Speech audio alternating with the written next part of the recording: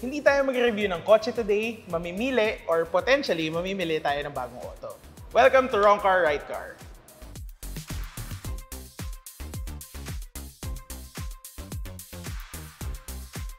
I think it's a battle between...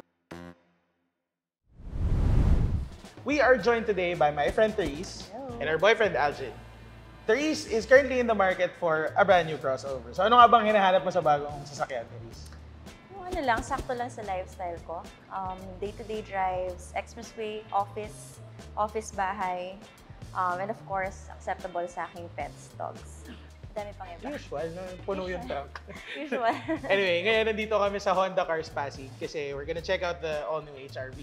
Yung HRV isa sa mga na-shortlist na Therese sa sasakyan. So, let's go. This is the new HRV. First impressions, ano sa tingin mo, Therese? Ganda. Parang pogi. Medyo sporty talaga yung Yeah. design ng HRV eh. Is it not too big for me? I mean, Hindi. Well, No? let's check out for the inside. reference. Silipin na natin yung loob. It's Okay. time we go inside the cabin. Okay. How do you do Ay, this? tira mo, nice touch. Nakita mo yung parang heartbeat na logo doon sa instrument Lumabas cluster. din siya doon. Meron doon sa grill kanina. Oo, Pero yun. mga small touches ng Honda. Hindi ko nakita. Oh, how do you find the cockpit? I Kasi Honda has always had these Very minimalist. saka magandang build quality. Mhm. Makikita mo parang the plastics don't feel cheap like cheap plastic. Medyo actually malambot yung leather nito eh. 'Di ba? Yeah, wala siyang power seat adjustment, but you do have 6-way adjustment for the driver seat. Yeah. So, pag kunwari, kukuha ka nitong auto, ilan yung sasakay usually? Ikaw mag-isa most. Yeah, ako lang mag-isa. Kasi Los Baños to Makati, di ba? Yeah. Pag nandun ka, do you use it when you're in Makati? Sometimes. Pero iniiwan mo sa parking. Hindi. Daily ano lang, office condo, parang less than 2 kilometers lang yun per week. Okay. Ganun lang. So, Therese has a Toyota Vios. That's her current daily driver. The previous generation. So, ito yung talagang quote-unquote upgrade talaga kasi bukod sa a newer car, it's bigger. Kasi nga, sabi nga natin, ang dami mong dala. Actually, may isa pang issue eh. Yung ground clearance. Yes. Medyo prone ako sa mga, ano yun, sabit-sabit. Yeah. Tama, Sayad tama. pala. Lalo na sa mga parking sa Metro Manila, sa Makati, di ba? Yung Yeah. mga pasok sa mall, sa buildings. Yep. Gusto mo ba dito sa likod? Gusto mo silipin? Yep. Sige. Tapos silipin din natin yung trunk kasi malaking factor sa'yo yung cargo space. Okay, maluwag siya. Okay. Relatively. Kasha dito si Champi, si Boogie. Isa pang tao na pwede kumasya. Yeah, may center armrest siya with a cup holder. Ang pansin ko lang dyan, Mababa.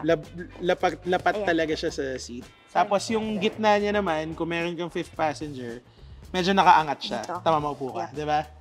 Oo.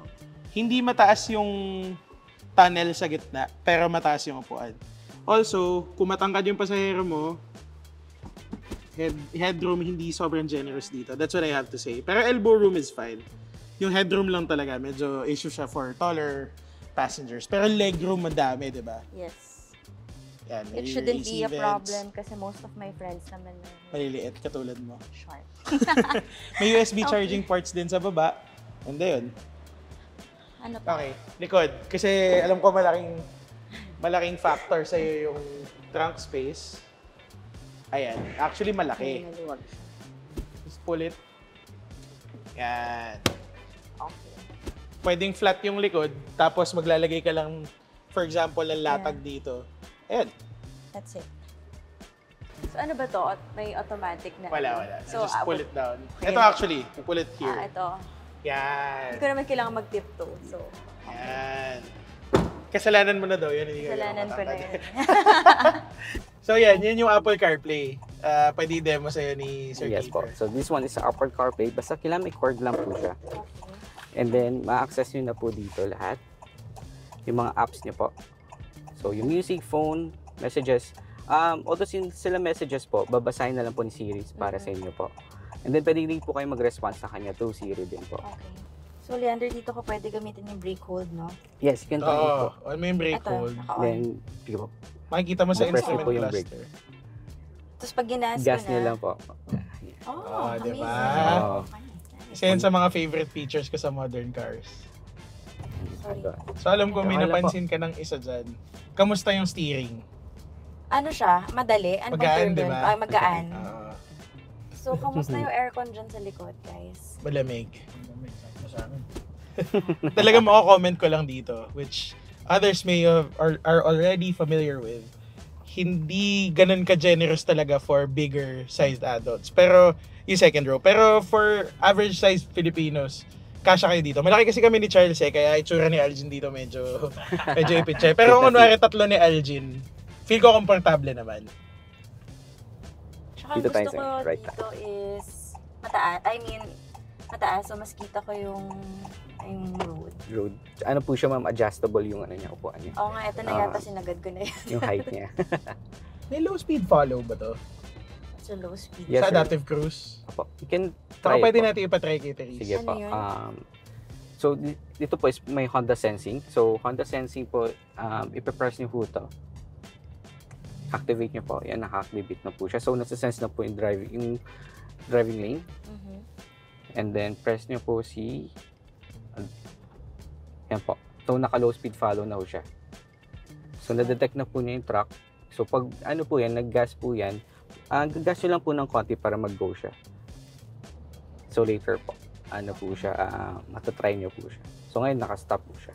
Sorry, so bakit siya tinawag na Honda Sensing? Ano yung...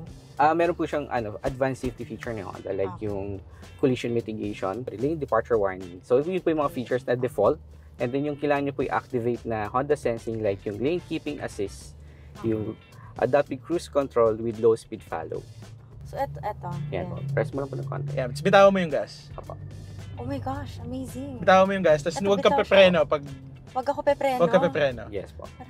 Ayan, di ba? Nagsuslow down siya on its own. Ay, hindi ako Di ba? nagkagas. Di ba? Yan. So, when do you use yung drive mode? Drive mode po is here. Here po you can use the icon button if city driving lang, and highway driving po you can use the Ano to? normal mode or yung sports mode. Yan, yun po. Ayan, sir, Sport naka-sports mode na po siya. Okay. Mas iba yung Rinig mo yung response. difference. So, na-feel nyo ba? Actually, rinig nga din. Ayun, so nakita mo sa yung lubak feeling. Ba siya daan sa lubak? Ang masasabi ko talaga dito sa HRV, okay yung Right, NVH good. levels dito. Hindi masyado maingay sa loob. Hindi rin masyado harsh yung Actually, kalsada. yeah. Maganda yung sound deadening dito eh. And yung mga ganong bagay, actually it adds a lot to ride comfort din. Pwede ko i-try yung brake. I mean, yung... Sabi You- ko kayo na wire. Sige Wala namang sige kasunod. Akala ko magpo-full break. Ano yan? Ika nga ay real world situations. Bigla kang kinat, kailangan mo mag-hard brake. So, yun. And then meron po siyang doon, yung part ng Honda setting, like yung collision mitigation or Huwag natin yun po. subukan yun. Yun po, talaga siya. May konting pressure sa preno. Tapos may brake work po nalalabas sa instrument panels nyo. Papreno siya mag-isa. Preno siya mag-isa. Okay, so we're done with the test drive. Therese, kamusta yung HRV? Good overall. Basically, yung overall feels niya, na-appreciate ko. Comfort-wise, good. And then, ano pa ba? Yung safety features na tinuro sa akin ni Sir Kiefer, no? So, okay siya. Very convenient, especially pag nasa traffic. And yung noise din, di masyadong rinig sa labas. So, generally, comfortable talaga siya i-drive. So, Okay. I guess pag mas nakatry pa tayo ng ibang sasakyan later on during the day, mas makako-compare mo talaga. Yeah. Since sabi mo nga, ayaw mo masyado mag-dwell on yung engine specs, ganun. Pero I'm sure pag na-drive mo na yung iba mamaya, mararamdaman Wala ko alam mo dun. alin yung mas malakas, alin yung ano. And ayun, before we hit the road, we just want to thank Honda Cars Pasig and si Sir Kiefer for letting us shoot here at the dealership. Anyway, let's head on to the next one. One dealer down, two to go. We're now here at the AC Motors dealership in BGC, and we're here to check out the Kia Stonic. So, Therese, have you seen the Stonic before this? Yep. And ano sa tingin mo about the Stonic? You haven't driven it, eh? No? And I tried, pero nakalimutan ko na yung experience, honestly. Fair enough. Anyway, let's go check out the Stonic. It's just right here. So, sabi mo nga, medyo familiar ka na sa itsura niya. What do you think? I tried the old one. Yung iba pa yung logo. Iba pa yung The old logo. one. Actually, mas maganda siya. Which one? Mas yung may new logo. Yes. It looks more modern eh. It's arguably smaller though. Yes. Sobrang mas maliit siya sa HRV, di ba? Doon sa una natin tiningnan. Mas mababa yung sasakyan mismo, pero it's still a subcompact crossover. More than what you can get from a sedan, of course. This one is a subcompact crossover. Subcompact crossover, HRV technically. is- It's also a subcompact crossover, pero ito yung smaller subcompact Okay. crossover. So, kung mapapansin mo, hindi siya kasing daming buttons nung sa HRV. Like, yung sa steering wheel pa lang, kasi wala siyang adaptive cruise control, tapos Very basic lang. rotary ignition, hindi siya keyless start. Ah, So, dipihit pa din. And yung handbrake din. mechanical handbrake. Tapos hindi kasing laki yung center console, for example. It has a lot of plastics compared to the HRV. Pero, it's not cheap plastic pa rin Yeah. naman. Okay lang naman. Malaki din, kahit papano. Nalalagay mo raketa, damit, sapatos. Medyo malawag din. Huwag mo i-compare dun sa kabila kasi ride height mo yun eh. Ride position yun, maliit ka eh. Pero yan, kunwari, ako nakaupo dito. Oo nga. Hindi nga. Ayan, Yan na yun. comfy naman. Okay, comfy naman. okay din dito. Pwede ko pa i-atras ng konti. Ganun. So, for reference, anong height mo? 5'5", 5'5", 5'5", 5'6", I'm thereabouts. 4'11". So, okay. Kasha dogs. Oo, for sure. Kasha dogs. Okay. Okay. Okay lang yung steering wheel. I mean, sakto lang. Hindi naman masyadong hassle. Tapos, mamaya natin i-check yung power. Yun lang. In terms of yung height nitong seat, parang Mababa, ano? mababa siya for me. Tama. Ano ba yan? Two-way adjustment, no? Four-way. Tapos, ayun lang, looking at it from here, from inside, since this is a much more affordable car compared dun sa HRV, makikita mo naman, puro knobs yan. Not that it's a bad thing ha, kasi ako, minsan mas prefer ko din yung Okay knobs lang. kaysa touchscreen. Pero wala siyang digital display para sa climate control. Kasi nga, like I said, wala siyang keyless start system. Tapos ito, makikita mo, maliit lang yung display niya. Hindi siya yung katulad nung sa kanina, na mas Swipe. kumbaga mas modern din yung feel niya. Tapos since mas maliit siya, since mas maliit yung cabin din, okay lang na hindi ganun kadaming vents. Oo. Kasi hindi naman ganun kahirap palamigin. Kamusta pala yung temperature likod, dyan kumusta? sa likod, guys? Okay naman. Okay naman dito sa... Dahil nga maliit yung cabin, kahit walang rear AC vents, lumalamig naman. Oo. Tapos yun lang, speaking of, sabi mo maliit, kanina nung nasa Honda kami, may kasama kaming agent. Kaso ngayon wala na kasi basically 4-seater na 4+1, kumbaga.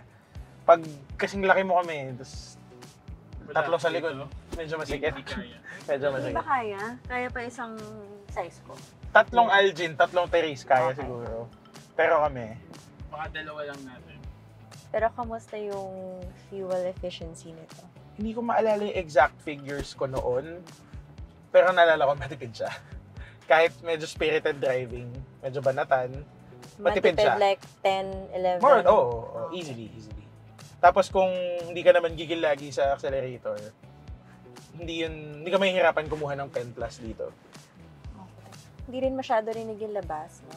Good point. Kasi hindi ko in-expect na yun nga, na-drive na sa akin ko na to before, pero hindi ko naalala ganito kaganda yung sound deadening sa loob. Pero medyo city car pa din yung ride niya. Ramdam mo pa rin yung kalsada. Hindi naman ganun kasama. Pero kayo ba, kamusta kayo dyan sa likod? May sinabi ka kanina, Charles, off the record na sabi mo yung ride quality. Definitely, mas maganda yung sa HRV. Kasi mas ramdam ko yung bumps dito. Considering na mas maganda yung kalsada natin ngayon kaysa Tama. kanina. Kanina nasa C5 tayo. Okay. At least yun, wala namang sayad kahit mataas yung Oo nga. humps, tas puno tayo. Feeling ko factor din yung ride height. Oo. Mas ramdam ko sa likod ko yung bumps. For its price, and kung yung lifestyle naman is tulad ko lang, simple lang. Simpleng buhay lang. Simpleng pamumuhay. I mean, yung Badminton lang. wala pang family, walang big family, young professionals. Okay, Yeah. okay siya. Saka, tama for the price. Ang hirap lang kasi, galing tayo sa HRV Ang premium nun compared dito Then that's not even a knock on the Stonic. Talagang different segment, different ano siya. Ba't mo nga ba ulit kinonsider yung HRV sa shortlist? Kahit medyo outlier siya dun sa ano. Ang dami lang nag-recommend. Based on my criteria. Pero ito swak na swak to di ba? Sa 1 million peso budget. Di naman kasi ako car geek, so basics lang talaga. Matipid, comfortable. Kahit pa paano may satisfactory naman yung safety features, diba? Tama. Okay, tapos na yung test drive. What do you guys think? Okay, good siya for me. For its price, it's only, how much? 940. 940,000. So, relatively cheaper than the first one that we tried. So, for me, for someone na ganito lang din yung lifestyle, I mean, you're a young professional without your own family pa. And if city drive lang naman, for me, it's a good choice din. Siguro ang ano lang, ang medyo napansin ko lang din na parang negative for me is yung seat height. Kasi, yun. Small people problems. Maliit ako. Small people problems yun And then, the rest naman, basic. Minimalist din naman tignan yung loob. Madali, masarap i-drive. Okay yung space. I mean, okay na. So, generally, it's okay. For its price, for its price. Touchdown Toyota Global City. And ngayon, nasa likod natin yung Raze, which is yung tinitingnan mo kanina. Pero ano nga ba nangyari, Therese? Well, I saw something better. So, originally, yun dapat sisilipin namin. This was my first option. Pero, ngayon, dito na kami.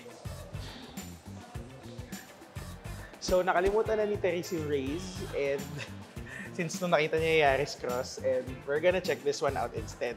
And thankfully, meron silang test drive ng hybrid dito sa Global City. So, first time mo ito makita in person, Yes. no? So, what do you think?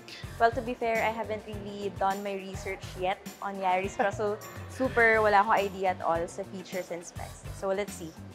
Okay. First off, yung design. Since ito talaga first time mo siya makita. What do you think? Kung anong nagugustuhan This mo is sa kanya? more comparable with HRV. I mean, kanina kasi we're comparing what's that? Yung Stonic. HRV. This one is really more comparable with HRV. Even in terms of size. Size, yung Ground taas niya, which clearance, is one big consideration for me. Now, kung na tayo magpaligoy-ligoy, silipin mo na yung loob kasi medyo maraming ganap to sa loob Okay.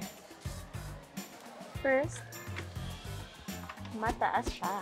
I mean, paano to ina-adjust? Okay. So, itong Yaris Cross, meron siyang power seat cool. adjustment. Cool. Alam ko 6-way to. Ayan o. So, taas, baba, forward, and back, recline. So, medyo step up siya from the Raze that you were initially looking at. Kasi, if you look around, tingnan mo, maraming leather, may mga glossy material. So, dagdag premium feel to the vehicle. And unlike yung Stonic and yung Raze, this one has a bigger center console. It's more functional, actually. Keyless ignition, andun sa baba nga lang. Tapos, automatic climate control. May malaki kang head unit with Apple CarPlay and Android Auto. And this one has a Type-C port. So ngayon, magagamit natin yung... Yan. Tama, di ba? Type-C yung Yep, isa. So magagamit natin yung CarPlay. Dito sa likod, maluwag. Well, seat position mo yun. Mababang benchmark yun Grabe. Ang luwag ko! Ito yung siguro normal Filipino seat position. Hindi pa din Hindi pa rin. Kung naabot. Pero anyway, kita mo naman, di ba, medyo step up talaga siya Yeah. from dun sa kanina. Check this one. Ayun. Power lift gate. Malaki. Oh. Kasya ako dyan di ba, Nice. Charles?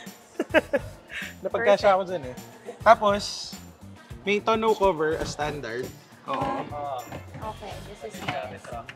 Oo. Ay, sorry, solo. Yan. Tapos, ito din, pag masyado madami kang dala, pwede may baba yung floor. Again, ito yung V variant which costs 1.296 million. So basically, it's 300 plus thousand pesos lower than the HRV we were looking at. And I guess it's time to test drive. Yes.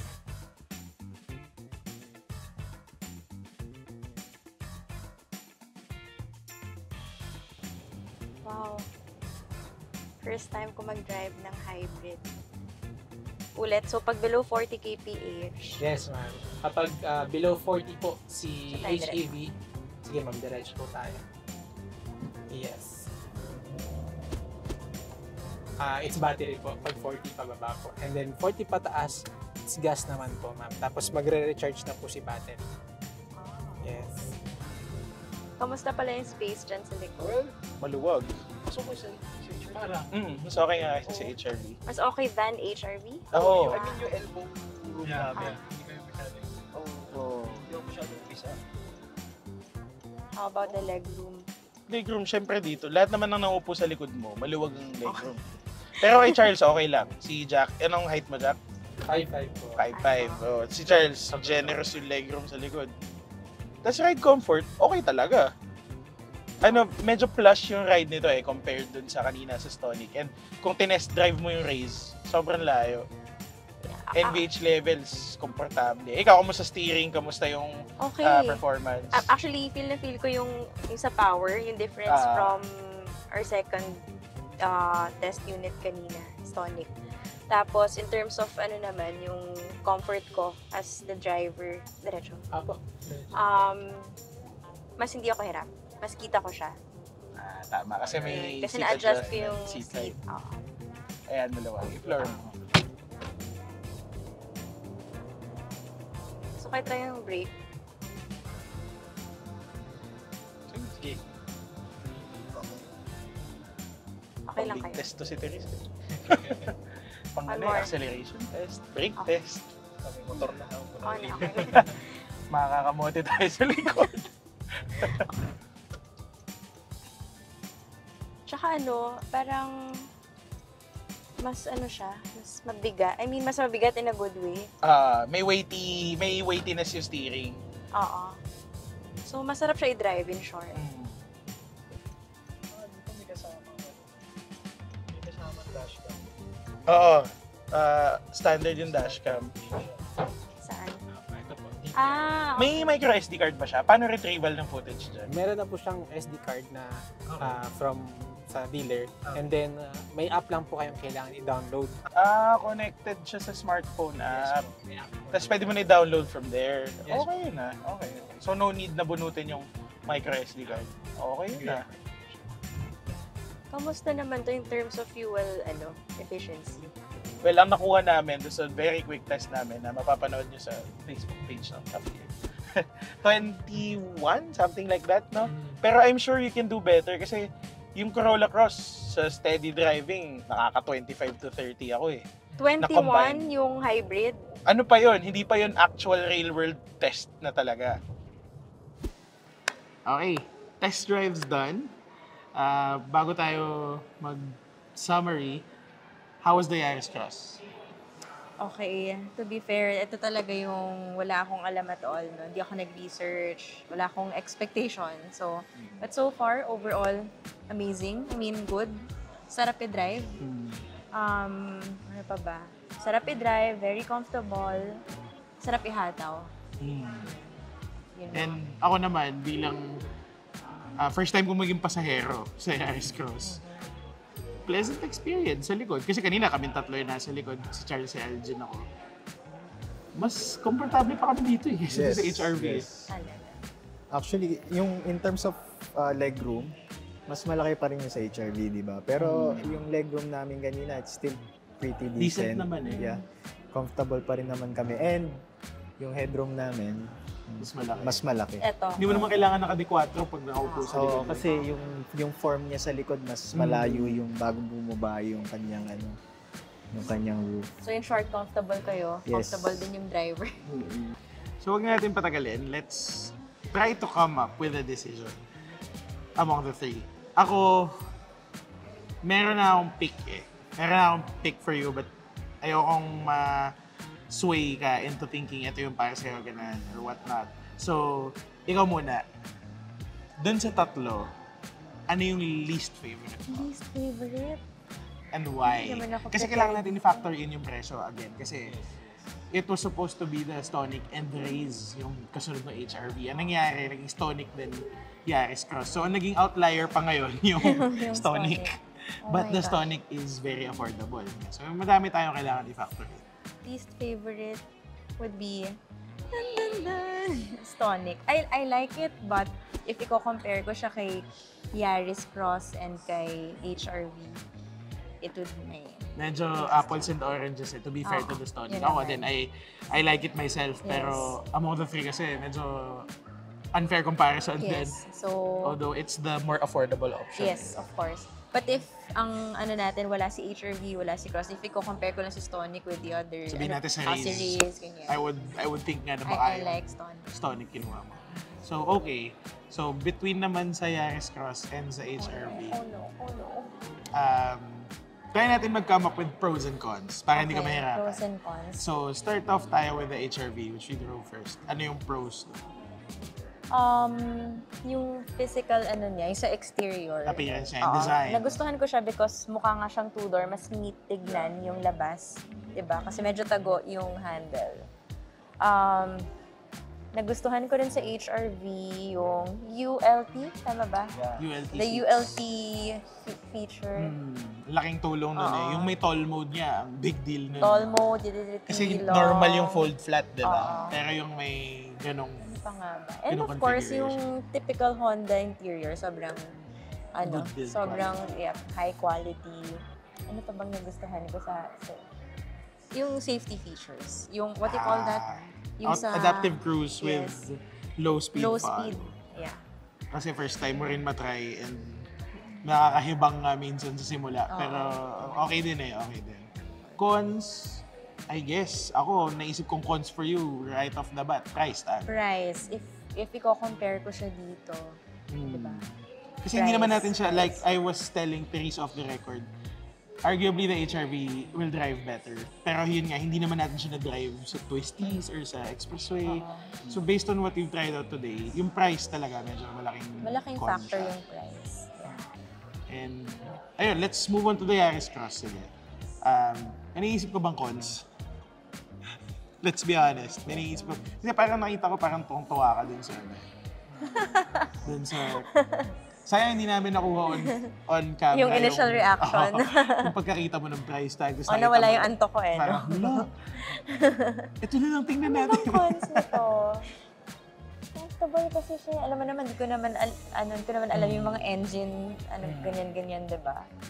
Generally, it's good. It's nice. Drives nice, sabi mo nga maganda yung ride comfort. And of course, yung fuel economy na napag-usapan kanina.